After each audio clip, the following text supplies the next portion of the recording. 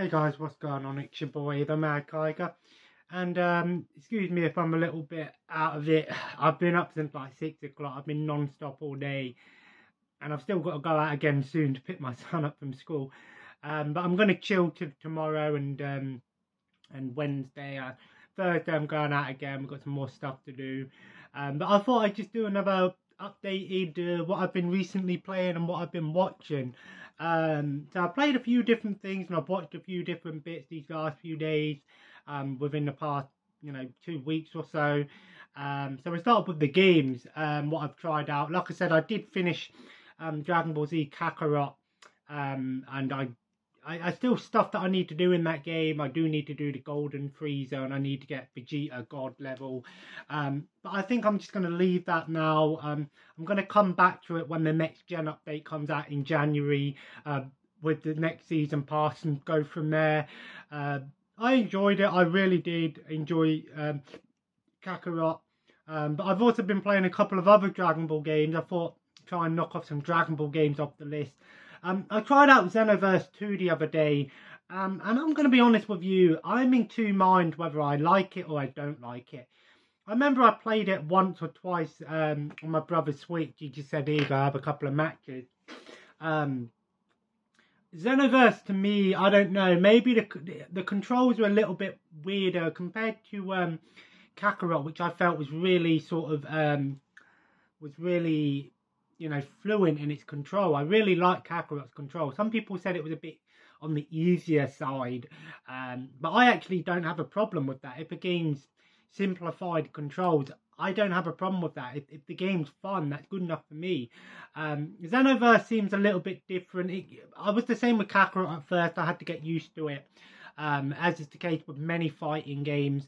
I'm into, if you're wondering, like, fighting games do I like these the Japanese sort of behind the camera 3D fighters, like the Dragon Ball Budokai Tenkaichi style fighters. They're the ones that I really get myself into. Button mashing, crazy stuff. But I know Xenoverse more of an online game. You can play a lot of it offline. You can actually play through the entire game without actually playing with other people. I mean, it does have more playable characters than Kakarot did, so there is that going for it. Maybe I'm going to come back to it at some point and try it out again, and then I actually started my next two playthroughs that I'm doing is Dragon Ball Raging Blast. I've got Raging Blast 1 and 2 on my modded PS3. Unfortunately, they're the only two Dragon Ball games I've got. I think I've got 1 or 2 PS1 Dragon Ball games. But honestly, Raging Blast is the closest thing to Dragon Ball Z Budokai Tenkaichi since Dragon Ball Budokai Tenkaichi. There was Ultimate Tenkaichi, but I actually felt that game was just a big letdown. Rage and Blast, I've only played, I'm going to play some more tonight. I've played the first one. I've heard the second one is much better. But the controls feel very similar to me with the Budokai Tenkaichi. The gameplay is very similar to Budokai Tenkaichi, even at the little mini games when you're waiting for load screens, which I always appreciate, those sort of things. It doesn't have a story mode per se, but to be honest, none of the Dragon Ball games, actually, other than Kakarot, had an actual story mode. They were always sort of just revisiting and, playing through those well-known battles from the show. But I've heard Rage and Blast 2 is a lot better. I'm not hating the first one. I'll be honest with you, it's a bit slower than Dragon Ball Budokai Tenkaichi. I felt like Budokai Tenkaichi is a much faster paced game. This one is a bit more slowed down. I'm not a huge fan of using the analog stick, the right analog stick for your super attacks. It is very simplified. But if you're looking for a Dragon Ball game that is, close to Budokai Tenkaichi, but you don't have the money to fork out for Dragon Ball Budokai Tenkaichi, Rage and Blast isn't a bad game. Like I said, I'm going to play through the first one. It's definitely, it feels much like Budokai Tenkaichi, and I appreciate that.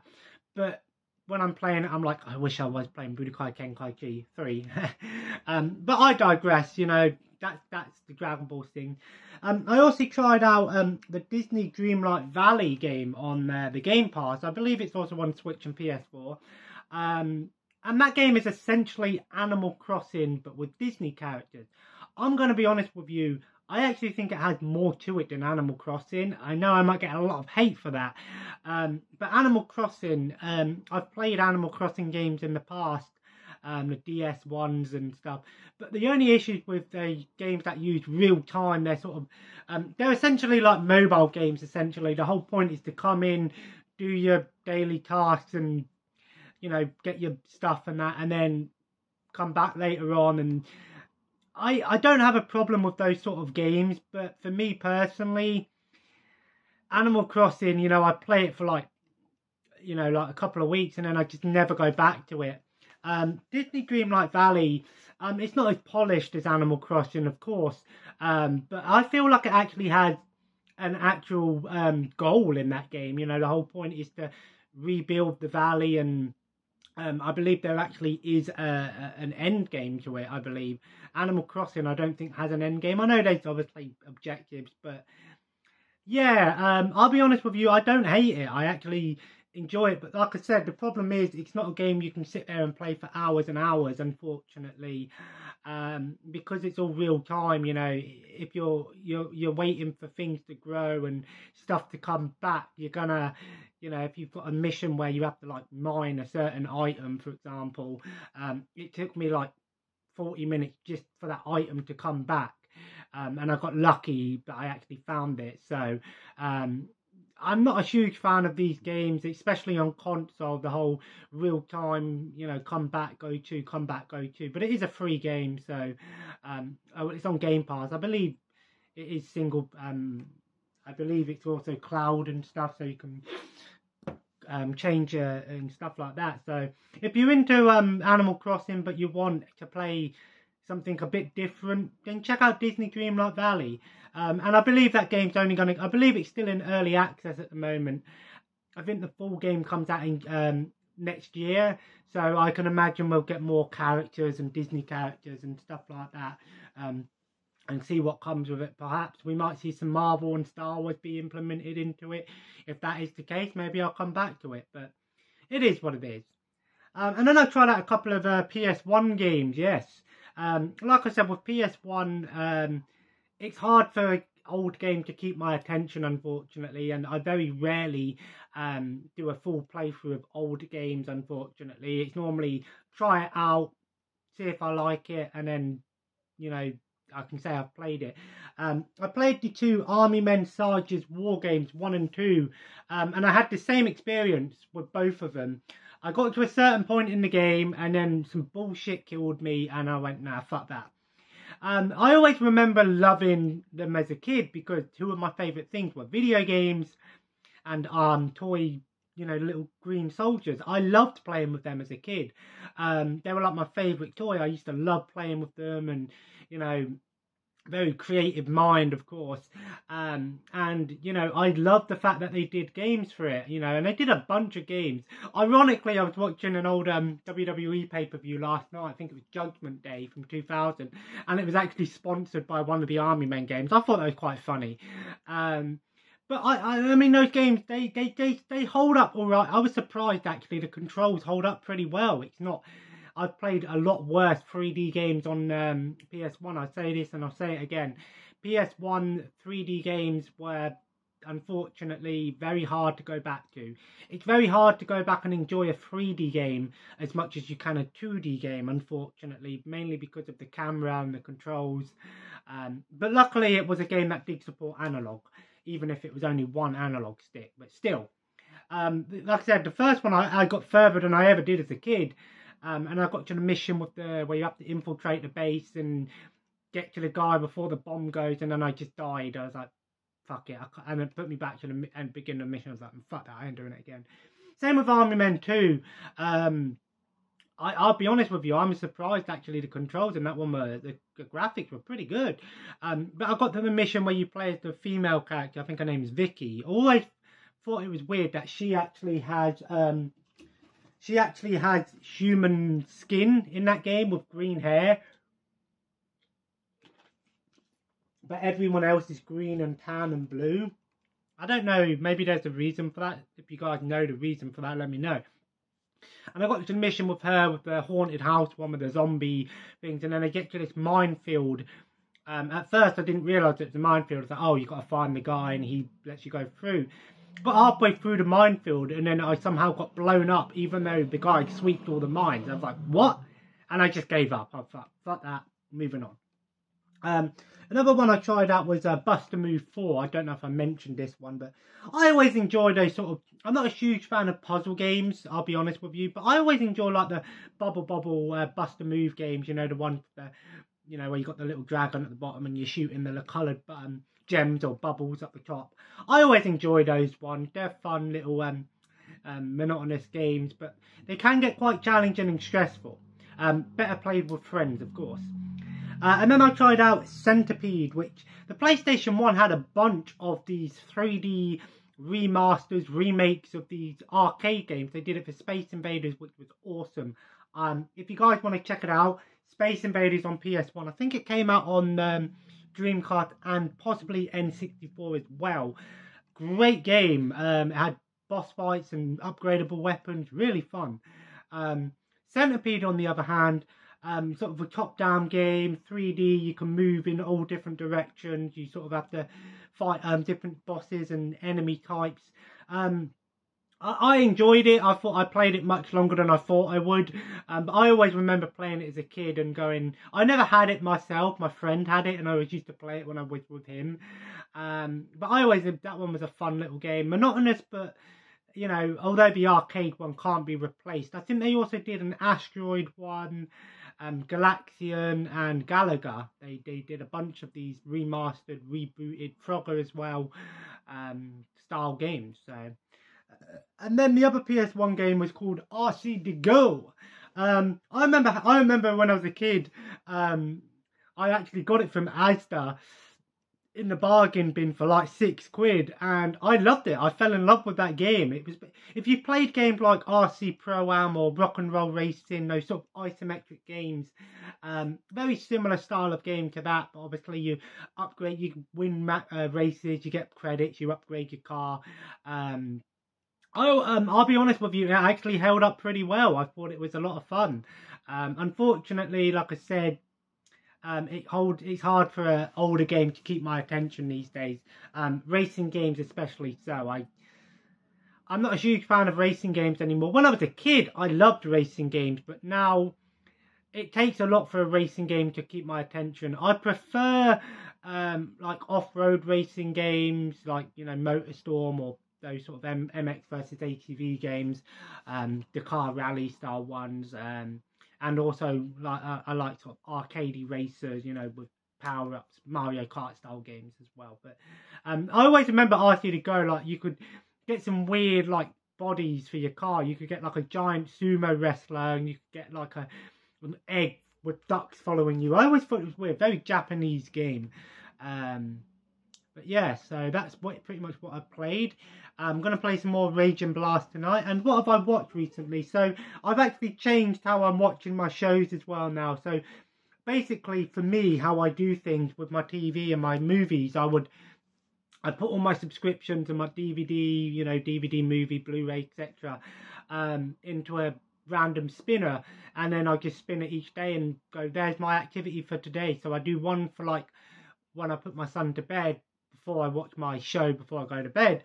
And I've started doing the same with the TV. Before I just watch a show and then finish it, move on to another one.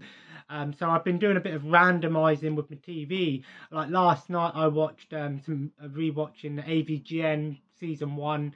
AVGN is the only YouTuber that I actually go back and watch his videos time and time again. And I love it, you know, with the exception of maybe Nova, like some of early Nova videos. I love to watch some of them back and again. But I enjoy watching that. Like the other day I watched, went through my Virgin box, and I even put some stuff into my Virgin box, put some Price is Right, Bruce Almighty. I love that show, man. They need to bring that back, man. They need to bring Price is Right back to the UK. Or at least put the US one on the TV, you know what I mean? I don't know, but some other shows here. I watched, and I'm going to watch some more tonight, Mr. Bean the Animated Series. Another show that I always forget about. I love the original Mr. Bean, of course. I love the movie. But the animated show was actually really fun. And Netflix and Amazon Prime both have the complete series 1 to 3. Although technically there was 5 series, but it depends how you look at it. But what's annoyed me with Netflix is it has the annoying thing where it has season 3 to 1.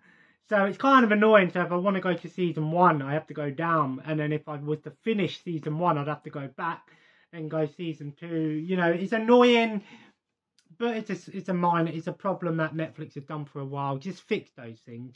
Have it, you know, if it's a show you haven't watched, you're going to want to watch season 1 and go down, right? You're not going to want to watch the newest season, then go back. I suppose it doesn't really matter with shows like cartoons like Mr. Bean and other cartoons, because they don't really, there's no continuity with them. Each episode is its own thing, you know. But I actually never noticed that there were some correlations between the animated show and the actual live action show. Like the one I watched the other night was the Teddy birthday one. He has the same little contraption with the pipe, the little water sprayer for his foot, which he has in the dentist appointment episode in the live action one, which I thought was always quite funny. And the only other one I remember was the one with the spaceship, and then when you see him fall down the spaceship lying on the floor, like from the intro from the original Mr. Bean show. So, but yeah, I enjoyed that show. Just so fun, and just a cheesy cartoon. Very, it has more dialogue than it does in the actual real life show. But that was the reason why Mr. Bean was so good, because it was comedy. It was physical comedy. It weren't, you know, comedy is physical just as much as it is talking, you know. I watched an episode of Thunderbirds as well the other day, the original Thunderbirds. I watched the first episode and then half of the second episode. And yeah, I mean, I'm going to be honest with you, I don't think it holds up that well, unfortunately, for me personally. I remember watching a couple of episodes as a kid. I can't remember if I had a VHS tape or if it was one of them VHS tapes that was a random VHS blank tape. I will watch it again, obviously, when I get back to it. I'll be honest with you, I mean, it is obviously it's an all-time classic. Gary Anderson, of course, you know, Captain Scarlet, Blake Seven, you know, a bunch of these, you know, puppet shows, of course. Team America is obviously a piss take of Thunderbirds, obviously. But I don't know, part of me's like, I don't know, maybe I need to watch some more episodes and see if I'm enjoying it or not. But it is a classic show. Another one that I like to watch on Shudder is the 101 Scariest Horror Movie Moments. I've watched about, I think I'm up 4 episodes so far. Really good sort of documentary rating, the 101 Scariest Moments. I'll be honest with you, some of the stuff that they've talked about I wouldn't consider scary. I consider it to be creepy. The one that really stood out to me was the one with the movie, I think it's called Gerald's Game. The one where she has to like rip her hand out of the skin off her hand, and you know, I'm like, okay, I wouldn't consider that scary. I'd say it's horrific, sure. So maybe they need to sort of look at this and go, maybe some of these moments aren't actually scary. They just sort of look away moments, like, oh, I don't want to see that kind of thing. But the stuff that I've seen on there is pretty cool. Obviously, there's a lot of spoilers, so but hey ho. But I think it's really cool. Of course, horror is probably my second favourite genre. Well, it's a split. Horror and comedy are my top 2 favourite genres, and I often go to and from, you know. I also watched the movie Haunted House and the Marlon Wayans films. I like Marlon Wayans. I like most of the Wayans brothers stuff, you know. Of course, it's a dumb film, honestly. I'll be honest with you, when I watched it originally, I was in tears, you know. I'd laugh my head off. When I watched it last time, it was kind of like, okay, I've sort of that hidden laughter. Like, inside you're laughing, but you're not going to, you know. it's a dumb film, you know, spoof movie, of course. Any movie with Marlon Wayans in, you kind of know what you're getting yourself into. Not to say that the Wayans brothers don't do some serious films. I think they probably have done some more, you know, dramatic roles. I don't know. Maybe they have, maybe they haven't. But again, I enjoy the Wayans brothers. And then also I watched the rewatched again my second favourite Disney film of all time, Hunchback of Notre Dame. I love that film. You know, I think it's my first favourite is obviously Mulan, Hunchback of Notre Dame, and my third would either be Aristocat or Emperor's New Groove. But I mean, Hunchback of Notre Dame, of course, it is a very spiritual film. You know, obviously considering the whole concept of it. But it is a nice retelling. Of course, we all know the original version is much darker and stuff. And obviously, I believe Esmeralda dies and that. But that film has some great imagery, especially with the shadows, lots of fire play, you know, the images of obviously hell and heaven, you know, lots of religious themes going on in that movie. But I think it's a great movie. I absolutely love it, you know.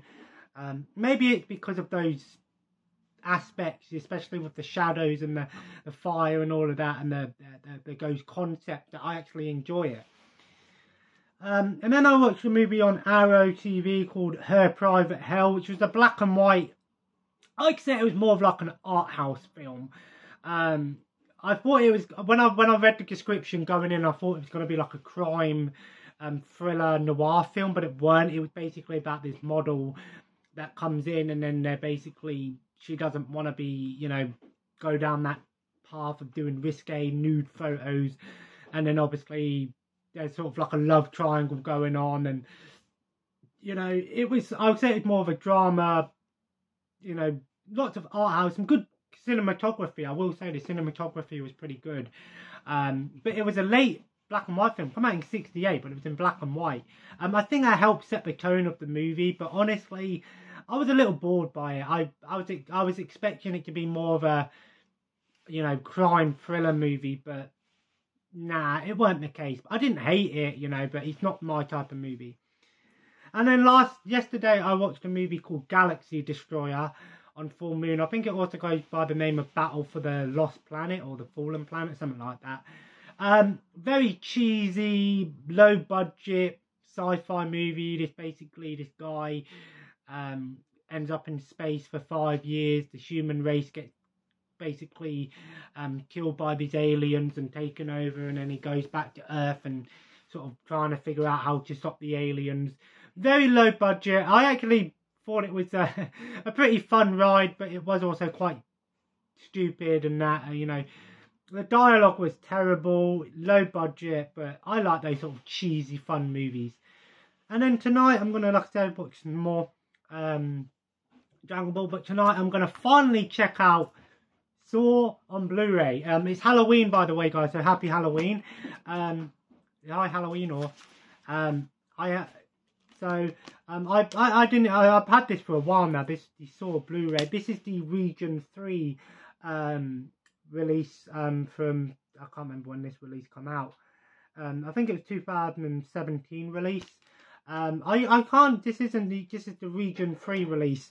It is a 3-disc set, Saw 1 and 2 on disc 1, disc 2, 3, 4 and 5, and then disc 3 is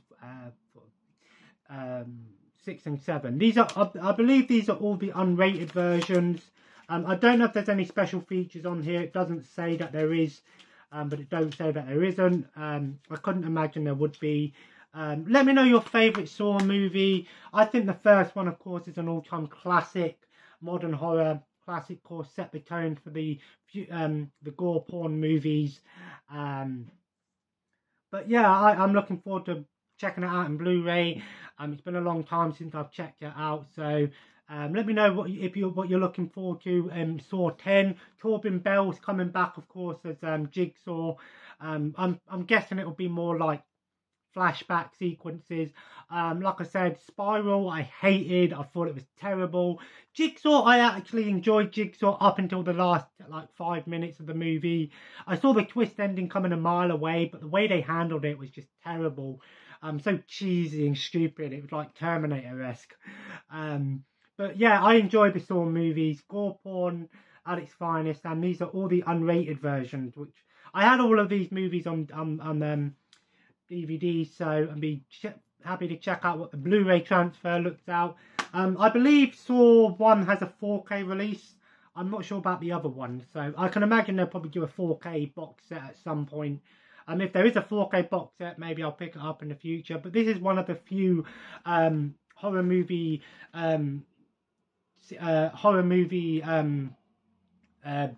franchises that I actually enjoy all 7 movies.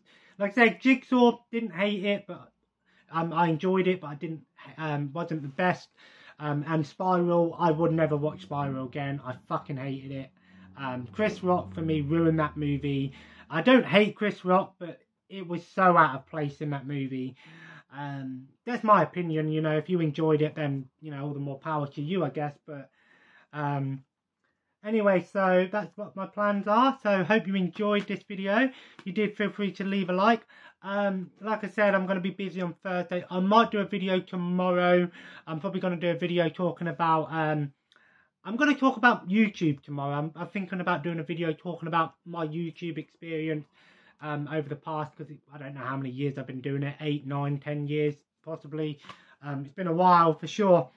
And I want to talk about YouTube and sort of do a dedication video to you guys. So, but yeah, again, of course, comment below, let me know what you've watched recently. Have you watched any of the films that I talked about and played any of the games? Let me know your favourite Dragon Ball Z game, your favourite horror movie of all time, and what you're watching for Halloween tonight. I know Saw isn't really a Halloween movie, you know, but it's a horror movie. So, yeah. And as always, guys, subscribe if you haven't already and join the family. Follow me on Twitter and Instagram at The Mad Kiger. And have a nice day. Take care and bye-bye.